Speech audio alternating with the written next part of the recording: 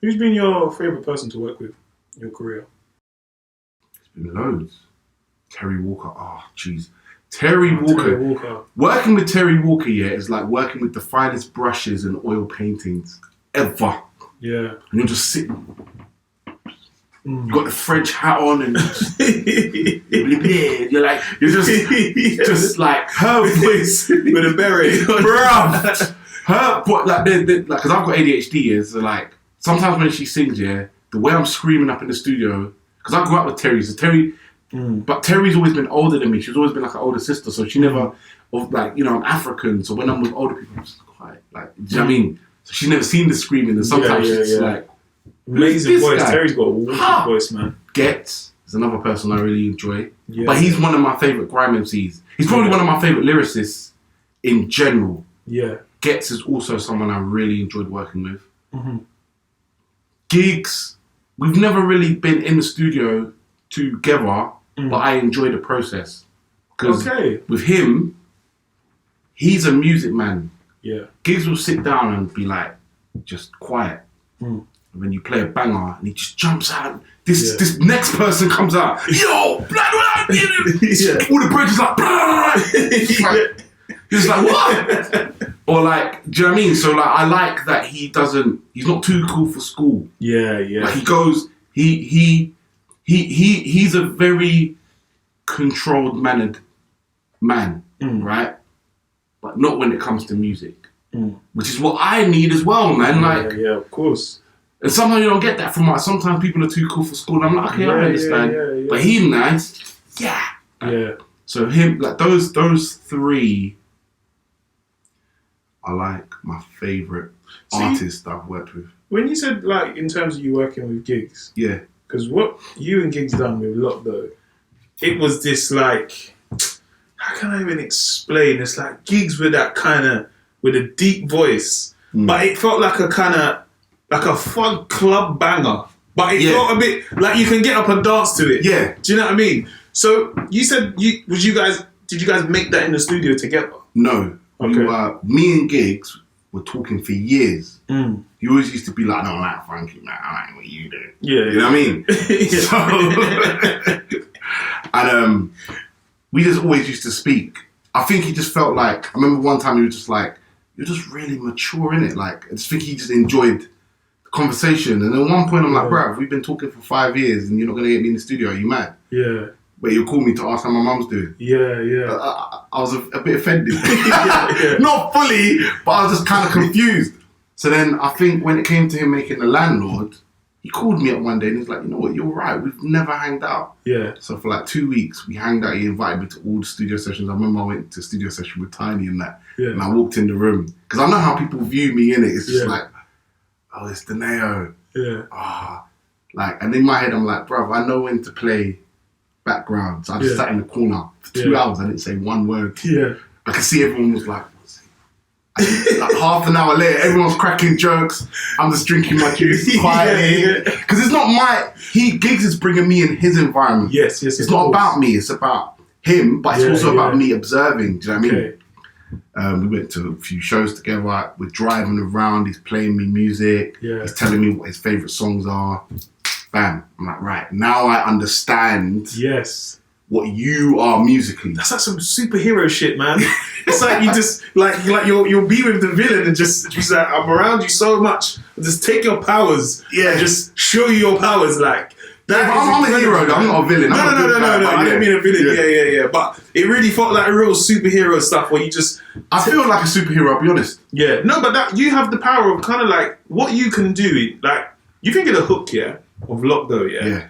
When I first heard that, I was like, that's a track.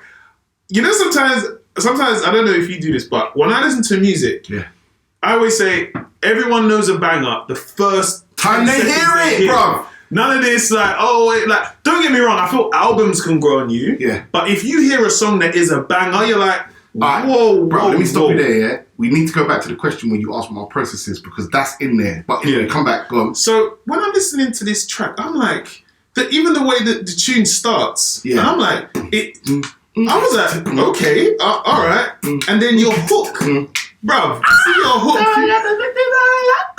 Bruv. You see that hook here? Yeah. You see with me, as a comic, I imagine the majority of music I listen to of what I want to come out to when I do an arena show. Yes. So around, I think that time, I was still doing the videos, but I'm kind of like, you know, like, I'm thinking, cool, I'm out going to do a tour and stuff. So I listen to so much music and visualize it. Like, if I come out to a show, I come out to this. If I was in a nightclub, I want to hear this. If I'm driving, I want to hear this. Yes. And I remember hearing that and I was like, whoa, what is this? A step, isn't it? Because for me, I'm a person, I love an intro that kind of rides and then bam, hits you. Right. And that hook, I said, no. You know when the track is so good? Hold on, play it again. Yeah. Play it again. Yeah. And so what was the process of that track? So I've learned how to compress the 6 months of Devil in a Blue Dress into a week. Yeah.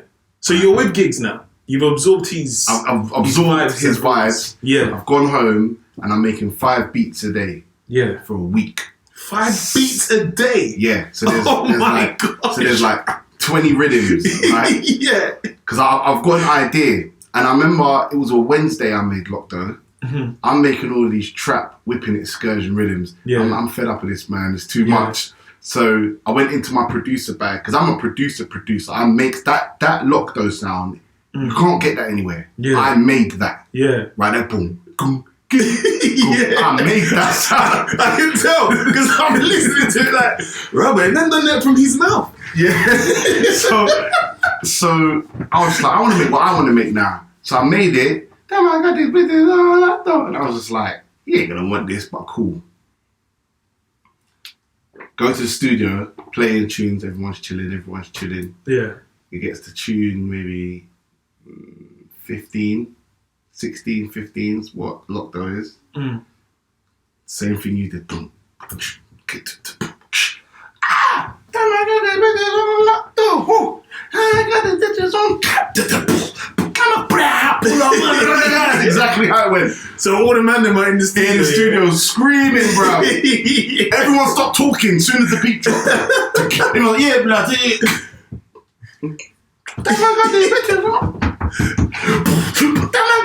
Bro. Yeah. Yeah. That was a great response. Probably one of the greatest responses I've ever had. Yeah. Mm-hmm. I think I'm always so in awe of like producers when they show artists the tracks, because as an artist, I could imagine you must probably sit there of like, you know, I always feel, I don't know if you have this as a producer, but do you have that feeling when you see that happening? You know, you want to smile, but you don't want to smile too tough. I smile tough. I was smiling tough. Yeah. I'm saying, sometimes you got to let the gas get to you, bro. Yeah. I'm smiling like, okay. Sometimes I try to do Mr. Cool. I'm like, oh yeah, are you like the joke? Thanks a lot. Dude, this is what the trick is, yeah? Yeah. You can smile, and you can smile as much as you want, just don't get as gassed as the other person. Oh, okay. Like, if you, because again, they're expressing themselves, and sometimes you got to remember, you're Mo Gilligan. As soon as you express yourself, everybody else in the room, they're not gonna, you go on stage, you do all of that, they're looking at you, like, your expression is a massive power, but that power can also empower someone else. Mm-hmm. Do you get what I'm saying? Yeah. So like my trick is always like, how can I play Yoda in this? How can I play Robin in this? Do you get what I'm saying? Yeah, of course. Because that like someone giving you a compliment, they want you to smile, bro. Oh yeah, no, I do. They want you giggle, like you got giggle, like, oh bro, thanks. Yeah, man, I agree, smile. And then just bring it back to them. Yeah. But you gotta do Mr. Cool a couple times. I'll swear down. Yeah. I'm trained. You know that line? I'm trained. Yeah. Allow me. Obviously, I see you though. Yeah. Gotta give it back to them. Yeah, that's what I'm saying. You gotta bring it back. But that situation there was just kind of like, yes, because you know what it was, right? There was silence for half an hour, bruv. Imagine a room full of G's, bruv. There's 7, 8 man. And this is when you just played Lockdown, yeah? Okay. Silence. Yeah. And then like that. Crazy. Then they just went crazy. Wow. So I had to smile, but I was like, oh, yes. Phew. Yeah. Wow. I think that's incredible though, man. Hearing you make 5 tracks a day. But it's that really good feeling of like, it's not to say that it's that one that banged, but when you have that track, how does that feel in the studio? Is that Gigs like, all right, cool, we're going to record tonight, make the banger, No, he's like me. He took his time with it. Oh, okay. It took a couple months. Yeah. To get the right flow, right lyrics. Yeah. Yeah. I love it. When people start doing that, I know it's gonna be a hit. Or I know that me and the person making the record are gonna try our best to make it as good as it can be.